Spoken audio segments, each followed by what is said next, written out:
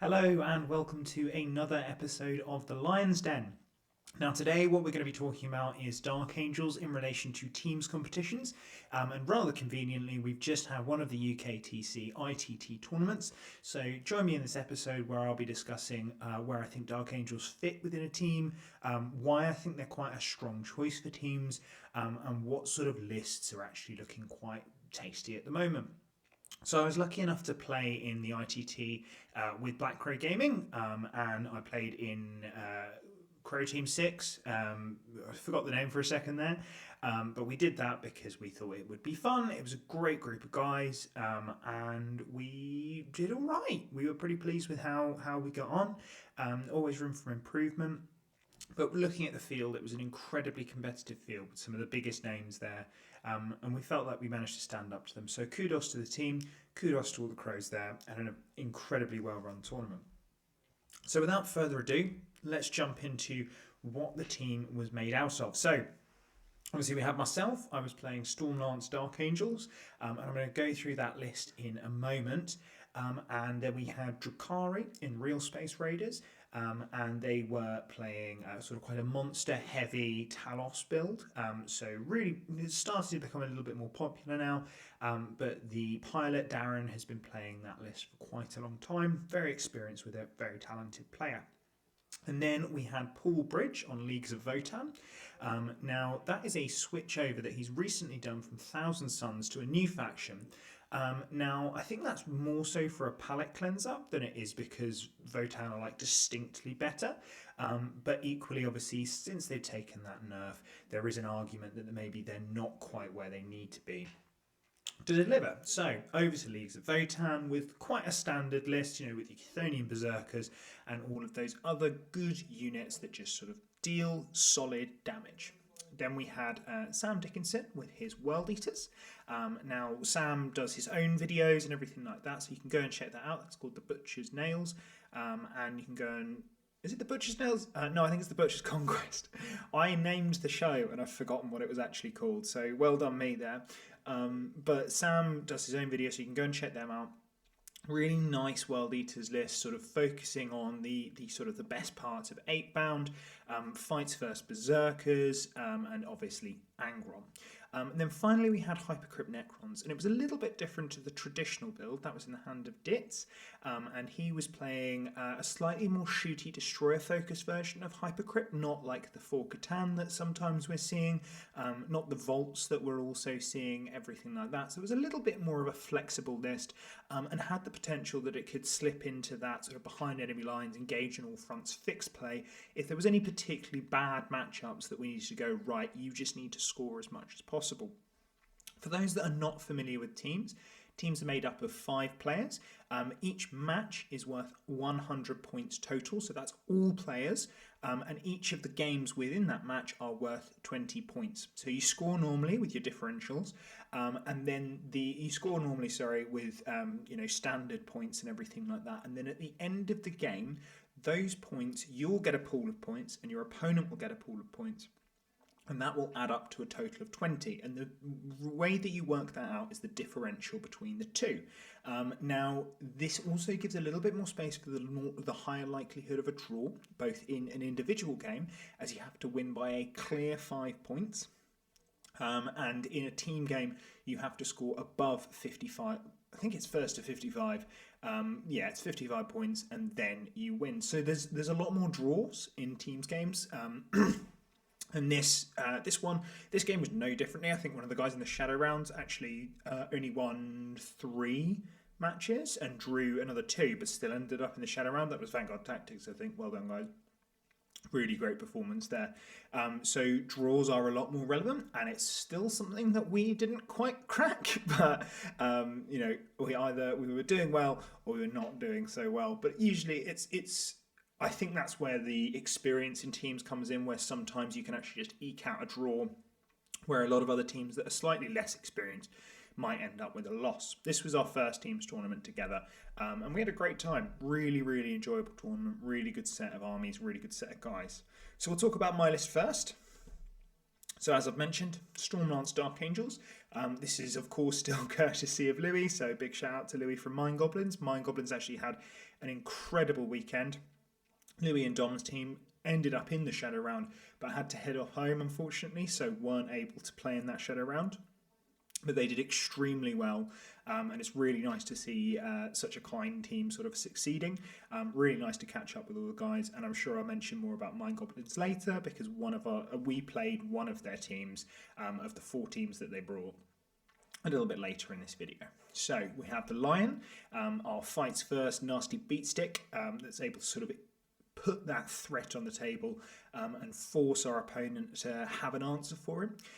Then we've got Azrael, because why wouldn't you? He's still undercosted, he's still extremely high quality. He's going to be with the Assault Intercessors, so then he's re-rolling wounds in combat, which just gives that flexibility for that either that dev wounds or that -4 AP just to pop off and get your opponent gone. It also works quite nicely that those Assault Intercessors are 2 OC, and with that 4-up invuln, they actually consistently punch out quite well, which is really good to see. The list is all about consistency and outperforming each individual unit with either a 4-up invuln or the damage output being a little bit more worth than its points. Speaking of, we've got triple Predator Destructor, so that's with Autocannon, double Las Cannon, Hunter Killer and Stormbolter, 3 of those. Now I had someone come up to me and ask, why are you opting for triple Predator Destructor? Surely there's better options in such a combat focused list, because everything gets advance and charge, everything gets fallback and charge. Why such a shooty unit? Now what Predator Destructors do for this list is they vary the engagement. Now they allow you to pick off the problematic units at range with your autocannon, because they're 48 inches. It also allows you to sort of duel quite efficiently against some of the sort of the longer range, medium range kind of threats. Maybe Lehman Russ is out of guard, although you do have to get a little bit lucky into guard Russes, which I did luckily.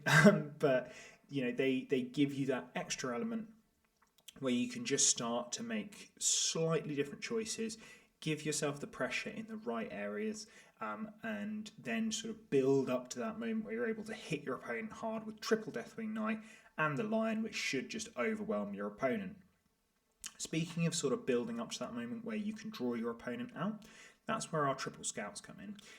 Now scouts, obviously with Infiltrate and Scout, they are just extremely useful. They're great at scoring points with their up-down ability, but it's that they're so good at just keeping your opponent honest, because they'll go, right, I'm going to sit on this primary, and that's going to force you to come out to deal with this unit. Otherwise, I'm just going to score too many points and you won't be able to catch me in the later game.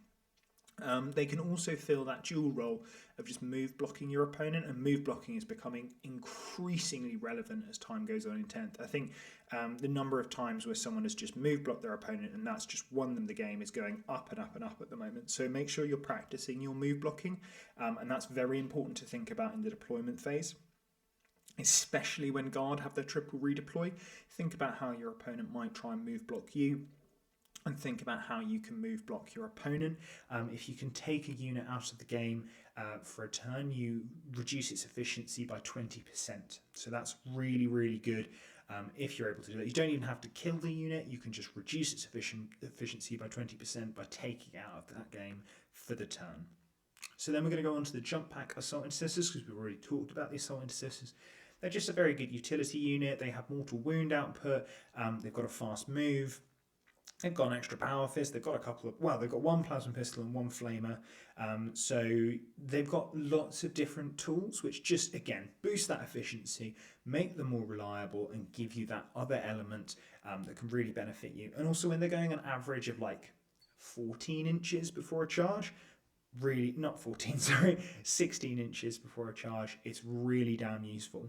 And then finally, we're just rounding out the list with a squad of infiltrators, which are just really handy right now. You need to be able to screen your backfield efficiently. And in a list where, to be honest, it feels like not many units, and that was something that I do miss about the Gladius list, but obviously since points nerfs, you can't really do that anymore. Infiltrators just give you that 12-inch aura of denying deep strike, which, as we're seeing more prevalence of lists like Gene Stealer Cults or Guard with Tempestus Aquilons, there are so many more relevant things that you need to go, right, I need a 12-inch screen in my backfield. I think at this point, every army needs a 12-inch screen. It's really unfortunate that not every army has access to it. In fact, it's probably a little bit unfair, and it's something that I think GW should address. But equally, if you do have access to it, take it. It's really, really good, and you'll absolutely thank yourself when you go up against the likes of Aquilons, or maybe to some extent Genestealer cults. They are sort of popping up all around the board, but they might not be trying to threaten your home objective as much. But if you put the infiltrators there, they definitely won't be threatening your home objective as much. So that's the list. The stratagems to talk about is obviously good old Armour of Contempt. Everyone, the old reliable, always very, very useful. But the real sort of kicker for Stormlance that puts it over the edge is a 6-inch reactive move that any unit in the army can take advantage of. Now that the line can breach, that is incredibly useful. Just being able to get him out, clear an objective, as soon as your opponent comes to respond to him, back, and he just goes behind a wall, runs away. Same with Deathwing Knights. It just allows you to dictate the pace of that battle just a little bit more. Your opponent's got to be constantly thinking about it.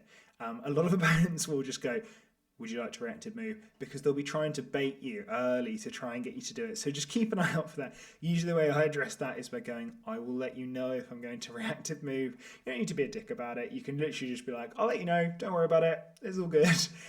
But that is something to make sure that you don't get baited into doing, because that reactive move is one of the best reasons to play Stormlance. In fact, it's probably the best reason at the moment. We know that the reactive move in Gladius is incredibly useful.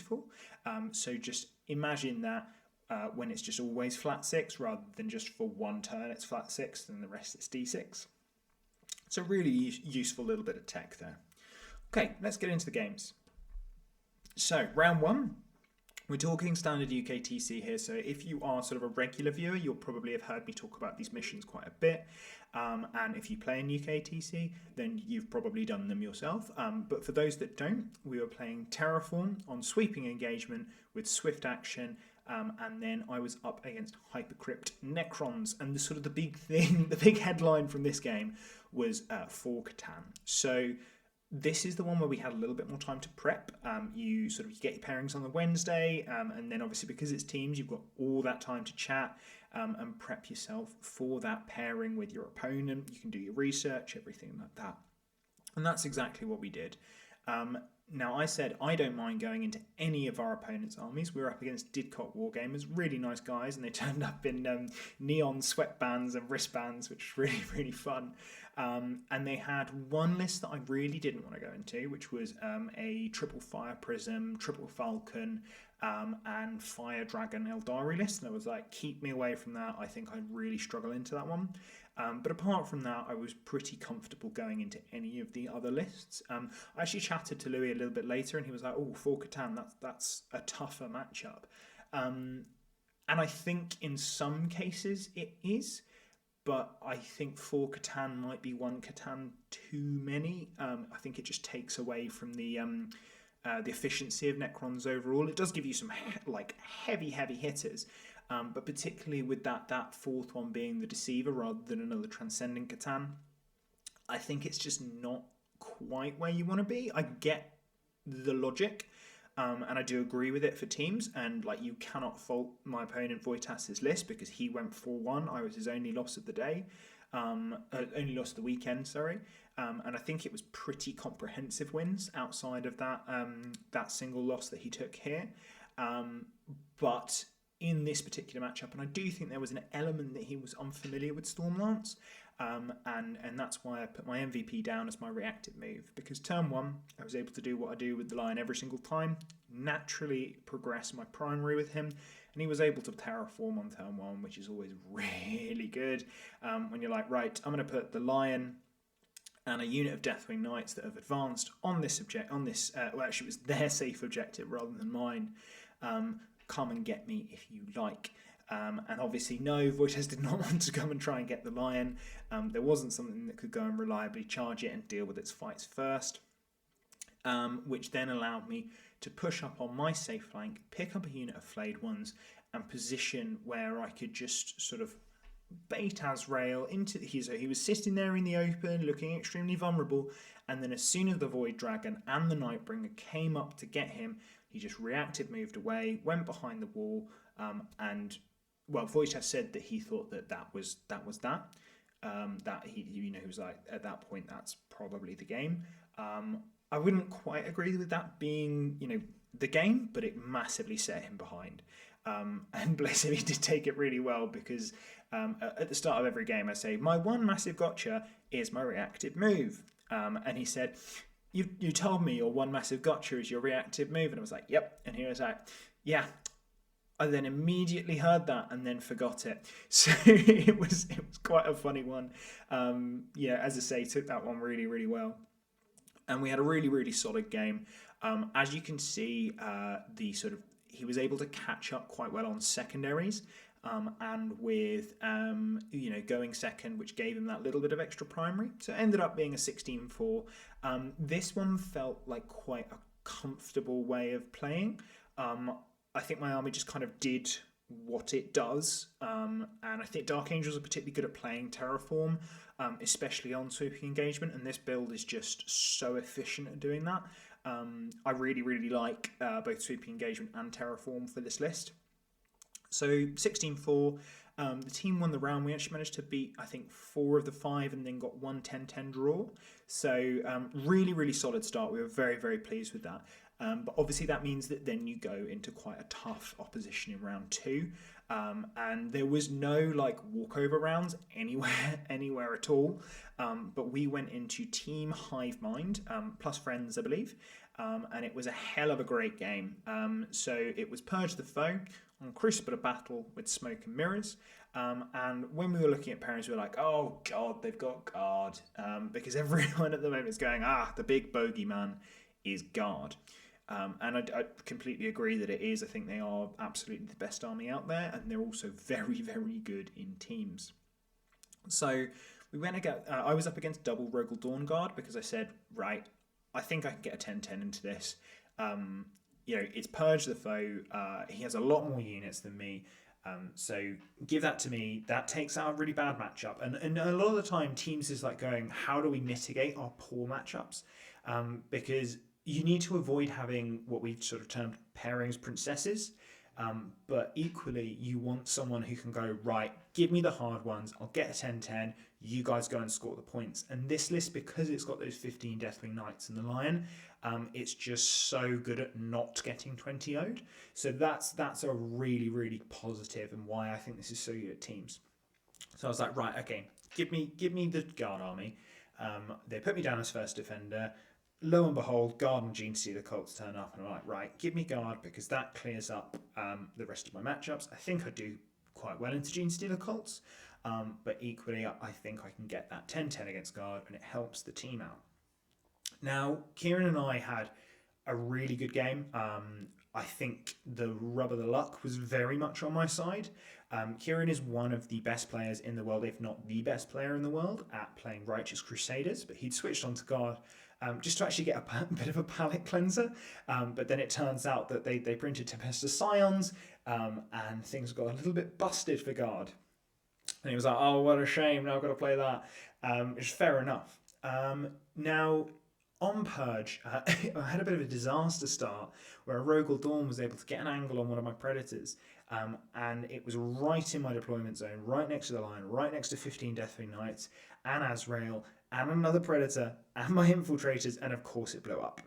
And I was like, okay, that's not a good start to this game.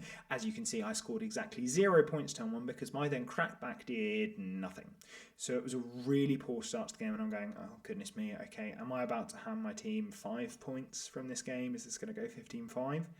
And then in turn 2, I think it was, I was able to kind of go a little bit into the centre and sort of position myself where I could kill enough units. I could just hold the one objective, so I got kill 1 and kill more, because Guard are reasonably squishy. And then I was able to reactive move back behind a building with the Deathwing Knights that were in the centre, which left 1 unit of Deathwing Knights exposed, but they were the complete opposite side of the board. And because they were the complete opposite side of the board, it allowed me to then kind of bounce most of his damage. Now, I think a lot of that was luck, because there were a lot of times where it was like, oh, I need 2s to wound. That's a 1. And that happened pretty consistently, and then I just rolled all my 4-ups. I think after the entire guard army had sort of tried to plough through that unit, 1 Deathwing Knight was dead. So it was incredibly positive. At that point, I'm looking at the board and going, okay, this is now my game to lose. I need to be aggressive. I need to go for the throat here and see if I can get another 12 on primary. So that's exactly what I did. I just went for the heavy charges with my entire army, and I was able to pick up, I think it was 3 tanks and a bunch of infantry. But what did bring Kieran back into the game a little bit more was those Tempestus Aquilons, where they were able to just drop in really efficient places, get more points, get sabotage, for example, and then sort of keep the game a little bit closer than otherwise. There was definitely some like frustration over the way, because that board is really weird in the way that it's set up. With the sort of the flat terrain, but there's still 2 inches, so you can't quite like go over whatever you want with something that can't breach, and that really locked Kieran in place with sort of his moves and everything like that. So and that's what allowed me to get my Deathwing Knights back behind a wall. And that was a really pivotal moment. It was that, even with move, it just reduces the amount of movement that he can get to get outside of that 9 inches, and then that puts him in a really tough position where I'm able to just sort of run away, get out of the way, and then go again. So that was quite lucky for me, I must say. The way that the centre of the board was set up, it was just a little bit too dense that he couldn't move as he wanted to. So after that, I just sort of went as hard as I could with my Deathwing Knights, kept pushing, got the 16 the turn after, and then that sort of handed me a very narrow win. Ended up with a 12-8, so a little bit better than I predicted. I wasn't really expecting that, but I think because I was able to capitalise on some unlucky rolls, that allowed me to sort of push and get some points ahead. But real great game against Kieran, really nice guy. Had a great time. The Team Hive Mind guys were fantastic. Really enjoyed playing against them. Really nice group of people, and we had a great laugh. The team did manage to sort of pull out the win there. I think we might have got all of the matches in that one. So really nice set of pairings. We started to go, okay, we're feeling like we're able to get the right pairings. Big shout out to Paul and Darren for their work on that. And that sort of gave us 2-0 going into round 3, which is obviously where you go, okay, which shark am I likely to get? Because if you're not fully a shark yourself, then you're almost certainly going to run into a shark in round 3. And that's exactly what happened. We ended up against War Masters, which, if you know sort of the English scene, are one of the best teams in the country and in the world. And of course I went against their best player, Nassim Fouchain, who is a well-known Team England player, well-known player around the world. To be perfectly honest, won the UKTC overall player last year, and he's just come off winning the Coventry 3-day tournament as well, with Imperial Guard. And shock horror, I was against Guard. And we were playing Take and Hold, Search and Destroy with hidden supplies, and it was the sort of the standard guard list. But really interestingly, there was a lot more scions in this list. So there was the blob of 10 scions, the command squad, and then an Ogryn bodyguard, because suddenly they're toughness 6, which makes it very, very difficult to deal with that unit, especially when the way that Deep Strike interacts with Loyal Protectors, they still get Deep Strike. So it's really, really powerful. Very, very good list. And all round, we just sort of all looked at each other and said, someone's got to take Naz, someone's got to try and get points off of him, and just not get 20-0'd. And I went, right, well, I've just played Guard, I've just got a 12-8. I'm not saying I can beat him, but I can try and get as close to a draw as possible. And that's exactly what I did. So I went first, so I tried to pin him back in his deployment zone as much as possible. I was looking for the tanks, and unfortunately they were equipped with the multi-melters, which makes it a little bit more of a pain in the backside to deal with the tanks by locking them up in combat. Because that's what I was trying to do. I was just trying to move block, stop them from sort of all managing to commit. I did make a mistake on turn 1 where I got so fixated on a centre angle that I missed an angle from the left flank, my left flank, his right flank, which then meant that he killed 4 Deathwing Knights on turn 1.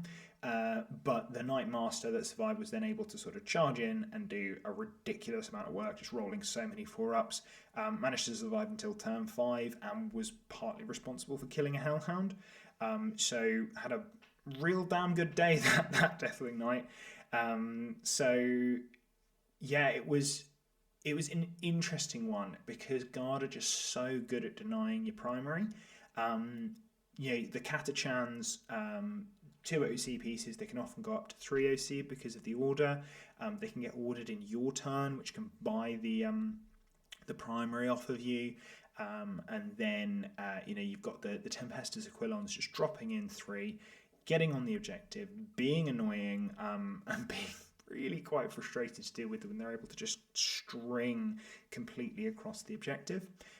So they caused me some real issues, and it was tough. It was a real tough game, but I did roll quite well up until a point where I didn't, and the Lion got absolutely clattered by several Leman Russes, which was a bit of a shame.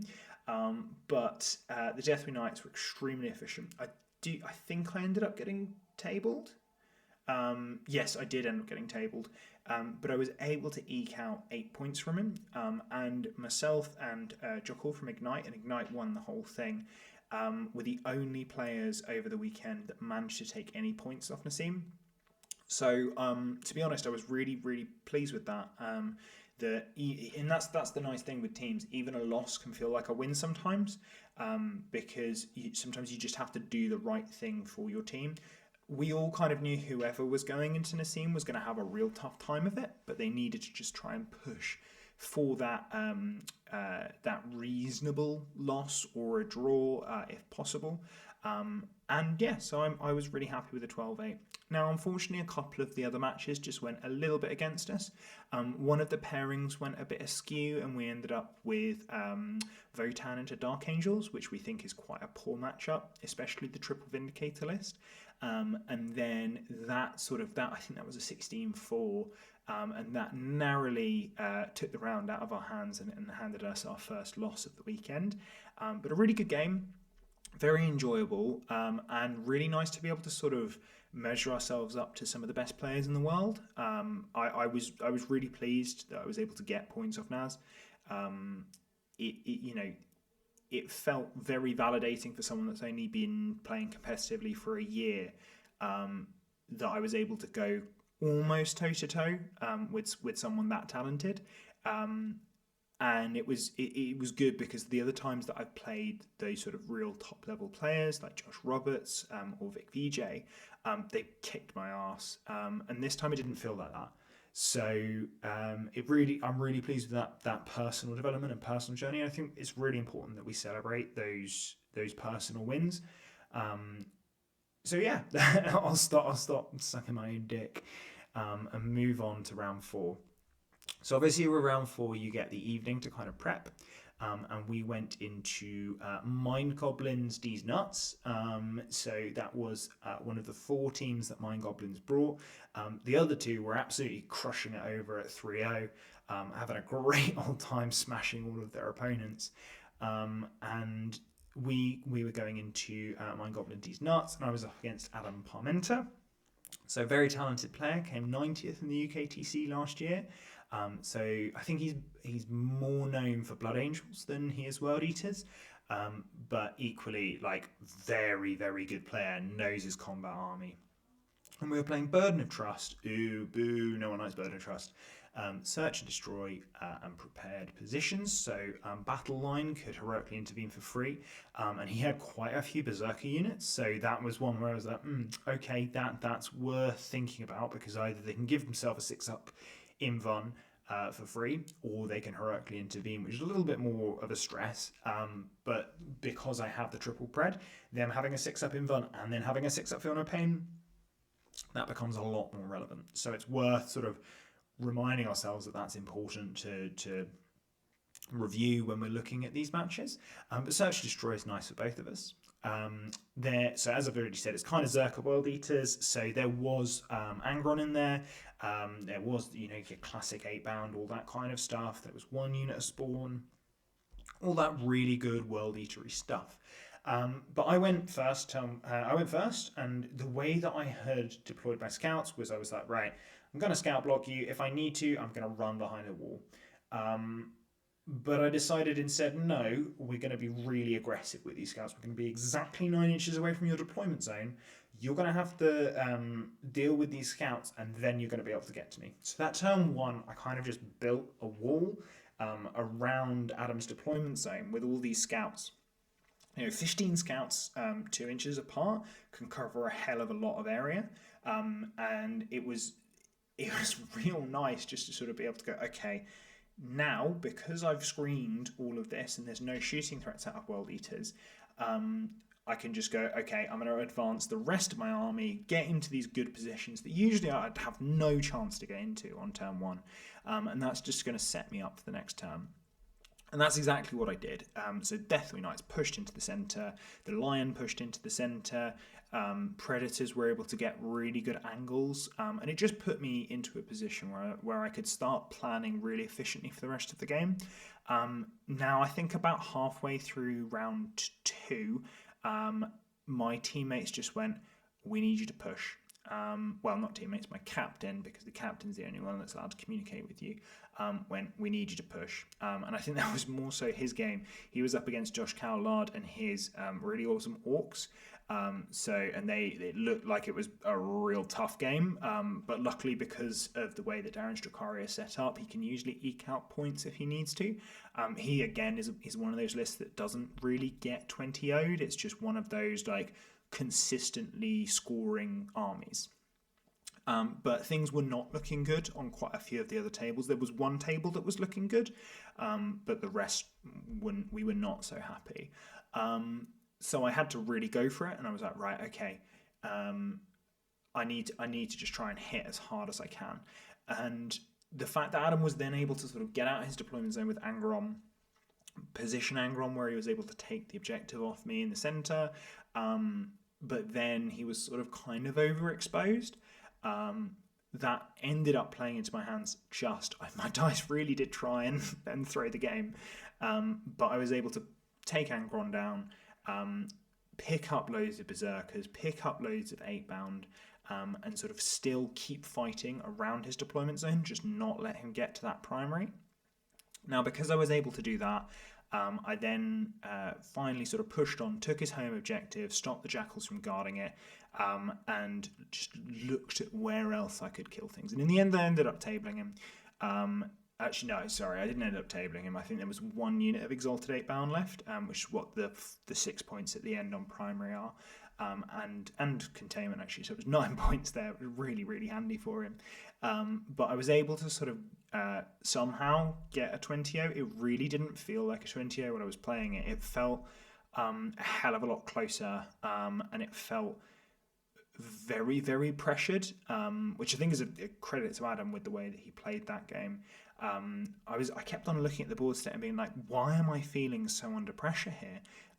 Looking at the board state, I'm really far ahead. Looking at the points, I'm really far ahead. Where is this pressure coming from? But it still felt like a really tough game. So all credit to Adam. He's a brilliant player, but also an absolute gent. Credit to Mind Goblins. Huge shout out to him. Actually, to be honest, huge shout out to Mind Goblins as a team this weekend. It was really nice to see everyone from them. It's great to catch up with some of you guys. Martin in particular, it was really nice to see you back at tournaments. So it's great to see a team that is it's still quite new, absolutely thriving. So huge shout out to them. But yeah, we got the 20-0 there. Sam also managed to get a 20-0 against Tau on the light terrain, which we were like, wow, okay, well played. But then we had 3 other narrow losses, but because they were narrow and because we had those 2 20-0s, they were able to push us just ahead and give us that narrow victory. So we were going in, we're like, okay, now we're going to target the 4-1. and we go up against Team Sigil A, which I think are a London-based team. Very, very talented. I think they're reasonably new as well. Really nice group of guys. And I went up against Charlie with his Tyranids. Now, it's always really nice in this round where you can kind of go to your opponent and be like, right, I know we're going for a good seed here, but let's just have a good, fun game. And they're like, yes, I'm all in for that. That's going to be the focus. So we're playing Scorched Earth, Crucible of Battle, Inspired Leadership, and I was up against a Tyranid gun line, so triple Exocrine, double Tyrannofax with Rupture Cannons, all that good stuff. Couple of Maliceptors. Maliceptors with a bane of my existence, and it was in Invasion Fleet, which is really relevant because they're able to do that 5-up Feel No Pain, which is just really quite good, especially when you can roll like 2/3 of your Feel No Pains. It was tough to be able to go up against. So I was really impressed with that list. What did make me very, very sad was 15 Deathwing Knights going into a single Maliceptor and doing 4 damage to it. That was quite upsetting. I was not a happy bunny. That Maliceptor was also oathed, and it just didn't quite go the way that I was hoping. But there was several other points where I was sort of able to cut in, and I think I was putting more pressure on, but because it was Scorched Earth and because it was this gun line, I wasn't really able to kind of push to nose ahead, because it's just hold 1, hold 2, and holding 2 was a massive pain in the backside. As you can see, I only got 5 on turns 2 and 5. And then because Charlie went second, he was able to get that burn off, which is really tough, really frustrating. I think Scorched Earth is probably my least favourite mission at the moment, ironically, given that I've just gone, Burden of Trust. But it was a really nice game. I really enjoyed myself. Charlie and I the whole time were like, we're probably just like, the highest this game is going to be is a 12-8 to one of us. We're probably just going to draw. And then he had some really nice dice rolls, so it did end up going 12-8 in his favour. But it was kind of one of those where I had actually screwed up a bit on my matrix. I thought that Nids was a better matchup than it turned out to be. And I think that's because when I was playing Gladius, Nids was one of the best matchups that you could get. You're like, cool, I'm going to 20-0 that. That's, they are probably going to be tabled by the end of this game, and it's going to be a real brutal one for them. But instead of that happening, it didn't quite go that way, which was a bit unfortunate, one might say. Just like a teeny bit unfortunate. But the rest of the matches also just went a little bit awry, and our Necron player Ditz ended up into guard, which I think was actually a tougher matchup than we thought it would be for the Necrons. So I think we paired a little bit incorrectly in that one, and that was because partly down to me because I got my matrix wrong, and then partly because I think we were all just a bit tired as well. It'd been a long weekend. It was our first time of playing together. So we ended up losing that one by a point. So really, really gutting. But, Team Sigil A, really lovely team, really lovely group of guys. Huge shout out to Charlie. Massive respect for the guy. Had such a laugh. Would love to play him again. Any day of the week, I'm like, that is a player that you want to go against. Because they play in the right way, they play respectfully, and they make sure that the game goes in the way that it should. So I really enjoyed that game. Honestly, the entire weekend for opponents particularly was fantastic. Everyone was extremely nice, extremely sporting, and just a great laugh. I really, really enjoyed myself. So huge shout out to the UK Warhammer community. So let's come on to the takeaways from the tournament. So we ended up 3-2 and got 16th, and we had a ridiculously hard strength of schedule. We had, I think it was like 6.8 or something like that. So it was an incredibly tough strength of schedule. So the fact that we were able to stand up to that, we were really pleased with. Our lowest ranking opponent, I think, was 29th overall. So we were like, okay, that if we look at it with that perspective, it takes out the sting a little bit of going 3-2 when we were really sort of targeting that 4-1-5-0.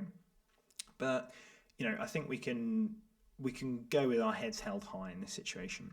But for Dark Angels, I think, you know, they're still a really powerful army. We've just got to change up our style. Now, I think this style is going to favour people that really like to think. If you like to plan out your turns, if you're really movement phase focused, I think that Dark Angels is definitely an army for you. It's no longer sort of that blunt force trauma that it was when it was the Gladius list. There's a lot more of a surgical aspect to it. You are really using the tools that you've got, and those tools do run out quite quickly if you sort of misuse them. So Dark Angels has become a lot more complex, a lot more of a sort of focused thinking army, but they're a hell of a lot of fun. And they are extremely good into combat armies. You've got to remember that most of the weekend I was going up against heavy shooting lists, and that's not where Dark Angels thrive. They really thrive. Excuse me, it's been a long day. They really thrive into those combat armies. You know, like your World Eaters, like your Blood Angels, all those kinds of lists. So, is Dark Angels in a good spot in this meta? Difficult to say. I think they are. I think they have a good Gene Stealer Cult matchup. It's something that I really need to test. Quite quickly. Guard are definitely the top dogs, which I would say aren't a bad matchup. They're not a great matchup. They're definitely not a great matchup. But if they're not just going to thunderstomp you because they're guard, you know, it has to be a high quality player using that guard. If they're against a decent Dark Angels player, to be able to outmaneuver them and to be able to get around those Deathwing Knights just doing their thing. But we do have to take into account a little bit more that we do need to be a little bit more defensive. I would say Guard are the top army out there, particularly in teams. But yeah, Dark Angels, they don't suck, which I'm really surprised about. I thought that the last Aether slate was going to be really tough for them.